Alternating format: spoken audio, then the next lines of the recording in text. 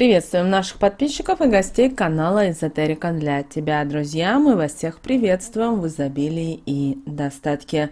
Сегодня в этом видео уделим внимание 3 апреля. Поговорим о народных приметах, о народном календаре, что обязательно нужно сделать в этот день. Поговорим о главном запрете дня. Если вы его нарушите, то можно лишиться этого. А также обязательно сегодня откройте кран с проточной водой и скажите эти слова, чтобы деньги всегда были в вашей жизни. Итак, друзья, по церковному календарю 3 апреля отмечают День памяти преподобного Иакова. С юных лет исповедник и епископ Иаков стремился к подвижнической жизни.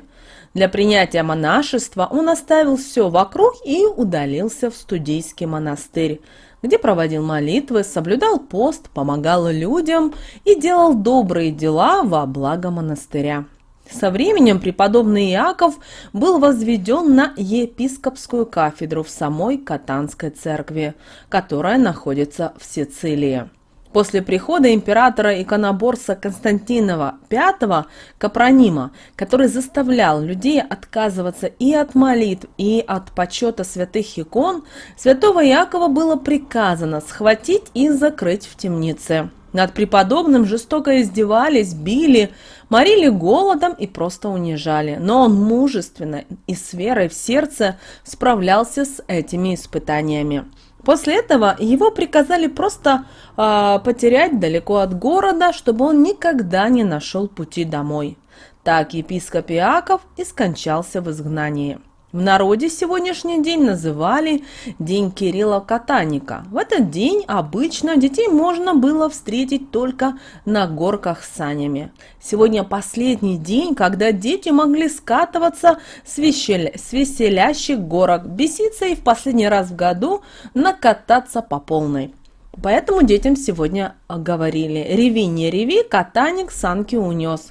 Снег в этот день окончательно таял, и можно было заметить, как после зимы дороги пришли в негодность. После детских забав санки приносили домой, а родители уже их мыли, высушивали, начищали и прятали далеко-далеко в чулан до следующей снежной зимы.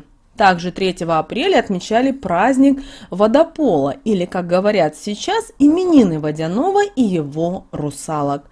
Говорили, что в этот день пробуждался сам Водяной. Он был жутко голоден после спячки. Он плавал по дну вод своих и оглядывал царские владения вдоль и поперек.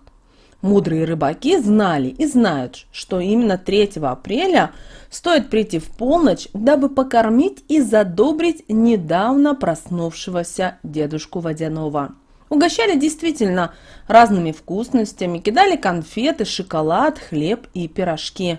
Но в некоторых регионах к этому дню подходили очень интересно. Были угощения в виде масла подсолнечного, которое выливали просто в воду или даже утапливали лошадь.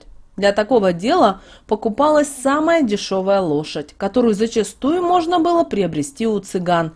И после погружения лошади в воду произносили такие слова: «Вот тебе, дедушка Водопол, гостиниц на твое новоселье. Люби, цени и жалуй нашу дорогую семью».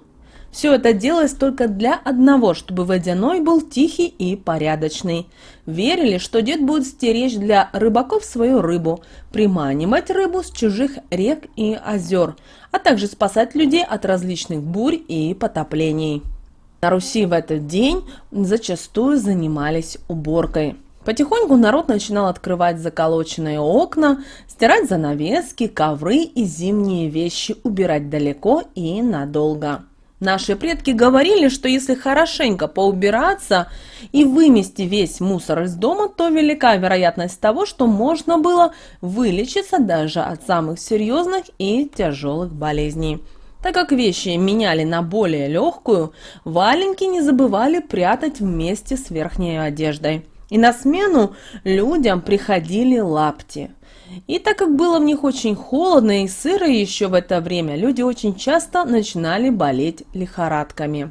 Самой эффективной защитой считалась уголь или остатки золы. Люди доставали их из печи горячими, заворачивали в платки, полотенца, даже одеяло и прикладывали к больному месту. Искусственная так называемая грелка согревала и зачастую отлично помогала от ужасной болезни. В разных областях Руси были свои теории и истории того, как пытались вылечиться от болезни. Например, в некоторых регионах врачи и знахари рекомендовали и прописывали больным целовать корову или даже пить грязную воду, чтобы после большой стирки вещей. Хорошей приметой считалось, что в этот день собраться, если с родными и родственниками за одним столом, а также обсудить все волнующие, нужно неудобные и наболевшие вопросы. Таким образом, можно было высказаться, посоветоваться, получить конструктивный ответ и в конце концов просто увидеться со всеми членами своей любимой семьи. Сегодня стоит потерпеть и не поливать комнатные цветы, а девушке стоило подумать, прежде чем садиться за стол с двумя девушками. Согласно народной примете, такие действия могут навлечь и спровоцировать никому не нужные ссоры в семье. Вообще считают, что 3 апреля не стоило выполнять тяжелую работу по дому и строго-настрого запрещалось переходить на крик и ругаться с близкими тебе людьми. Говорят, что если нарушить этот запрет в этот день, то обязательно настигнет какое-то несчастье. В связи с этим настоятельно рекомендуем прислушаться и отвлечься чем-то другим в сегодняшний день и обязательно найти время на теплый и гостеприимный семейный ужин. Постарайтесь сегодня поднять наболевшие темы, выговориться и обменяться положительными новостями или, как вариант, рассказать смешные истории, которые случились с вами за прошедшую неделю. Уверены, это безумно сблизит всех вас. Оставьте в стороне свою застенчивость и позвольте своим чувствам вырваться на свободу. Увлекитесь красивой историей любви, которая ожидает вас впереди. Возможно, сегодня вы сможете встретить своего идеального человека, который поднимет вам настроение и будет рядом с вами в дальнейшей счастливой жизни. Ну а если вы хотите большой любви, то вы ее сегодня с уверенностью можете получить. И это сделает ваш вечер только счастливым. Именинники 3 апреля Кирилл, Фома и Яков. По народным приметам, в этот день, 3 апреля, категорически запрещено в этот день менять или стирать постель. Также, что же касается народных примет, то если в этот день грянет гром, то считали наши предки, что год будет урожайным. А если березовый сок течет обильно, летом будут часто идти дожди. Также в этот день наши предки выходили в поле и сеяли пшеницу. Считалось, что это один из самых благоприятных дней для посевных работ. Наши предки в этот день проводили одну очень простую практику с помощью воды для того, чтобы привлечь изобилие, достаток и благополучие. Поэтому, если вы проживаете в деревнях, где и у вас есть колодец, то обязательно загляните в колодец и скажите следующие слова. А если вы живете в городе, в многоквартирном доме или в частном доме, но у вас нет колодца, в таком случае откройте кран с проточной водой и скажите 3 раза следующие слова. Сколько капель в воде, столько мне и богатства. И после этих слов наши предки считали, что человек может увеличить свое благосостояние. Ну а далее, друзья, у нас с вами лунный календарь на 3 апреля 2022 года. По лунному календарю, друзья, нас ждет сегодня 2-3 лунный день. У нас с вами Луна в знаке зодиака Телец. Что же нас ждет этот день? Вы знаете, с этого дня на небе появляется лунный серп. Начинается неомение или по-другому новомесячье. Энергетический день очень сильный. Сегодня можно многое успеть. Рост энергии провоцирует напор и агрессию. Поэтому настройтесь на самозащиту и будьте, пожалуйста, бдительны, чтобы не попасть в число жертв.